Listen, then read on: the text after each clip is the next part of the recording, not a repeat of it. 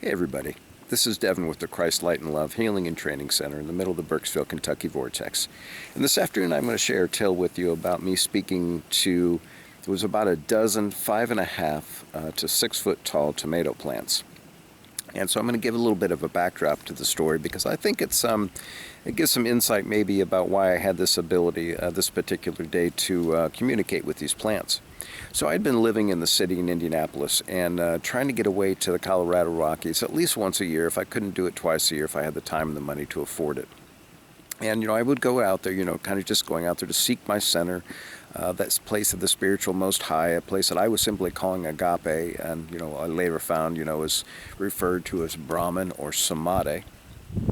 But at any rate, before I had gone out for about 2 weeks, I had some tomato plants, again about a dozen that were planted along with a bunch of other things in the garden. And when I had got back from Colorado, I was just, if anybody knows what I'm talking about, I was buzzing. I was in that place of the Most High.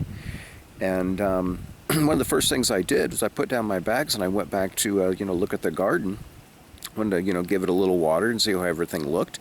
And was, just looking around at everything and noticed that the tomato plants just looked amazing. I mean, they must have grown, I want to say they were about 4 foot when I left. Well, they must have grown like a foot every week I was gone. So they were 5.5, 6 foot tall. They were busting out of the cage, busting over these oversized tomato cages I had them in.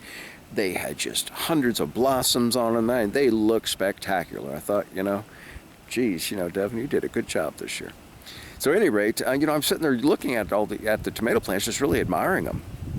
And all of a sudden I hear, no, we're sick, we need help. And there was a bunch of other plants in the garden, but for whatever reason, I understood that to be the tomato plants. And so the communication I had back with tomato plants, if you will, in my brain was, no, you're not sick. You're perfect. You look beautiful, right? You're 6 foot tall. Your color's perfect. You got blossoms all over you. You're going to produce a bunch of fruit here in a little bit, and I'm going to eat you, and we'll become one. Yeah. Anyway, so I hear the message again, though, and this time I hear, no, come closer. And so by this time I open up the gate to the garden. I go in and I'm standing, just inches away from the plants now, and looking at them. And again, the thought I have through this message I'm getting in my ear is, you're perfect. Your color's perfect. Your leaves are perfect. Everything looks wonderful.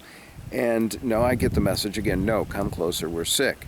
And so at this point in time, I'm literally on my knees, I'm looking at the base of the plant. I'm looking at kind of the, whatever roots are showing, through the ground. And I start looking up the bottom side of the leaves, and I notice, oh my gosh, they were just completely covered with aphids. And I don't mean one of the plants, I mean all the plants, and I mean thousands of aphids on each of the plants. You lifted up the bottom of any of the leaves, and the whole entire leaf looked like it was moving because there was just hundreds of aphids underneath each single leaf. And it was high noon, right? It was high noon or 1. So yeah, on the surface of the plant everything looked fine, but the aphids don't like that bright sunlight and that heat, so they had crawled to the underside of the leaves.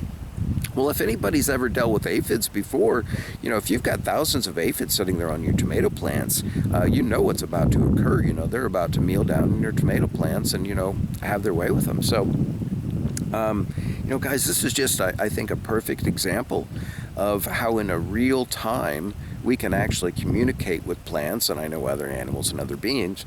But to me, this is just, proof positive, proof's in the pudding that, when they told me they were sick, and I looked at them from the surface and I said, no, everything's fine. And then when I finally got down to, truly examining the plants, and I realized that they were under attack by these aphids. Now, I guess the communication to me seemed like it would have been a little bit clearer if the plants would have just said, hey, we're under attack by aphids. I think I would have understood that a little bit better. But, maybe I missed that. Or maybe they were just able to communicate to me that, they had an issue and that, they needed, their help was needed. So at any rate, guys, if if your kid ever comes to you and tells you they're talking to plants, or you ever met that crazy person who says they can talk to plants, you might want to take a second and hear what they have to say about the plants. A little bit note again. I think maybe why I had the ability to do this that day And I think that's simply because I was in that state of agape, or state of that, samadhi, giving up there in those levels of consciousness, and just being kind of just pure love, joy, and bliss, and being one with everything. So I think that was important, why that message came in so clear. So, you want to talk to plants, I guess go spend a couple weeks on the side of a mountain, in solitude and in meditation, and come back off the mountain and see what happens.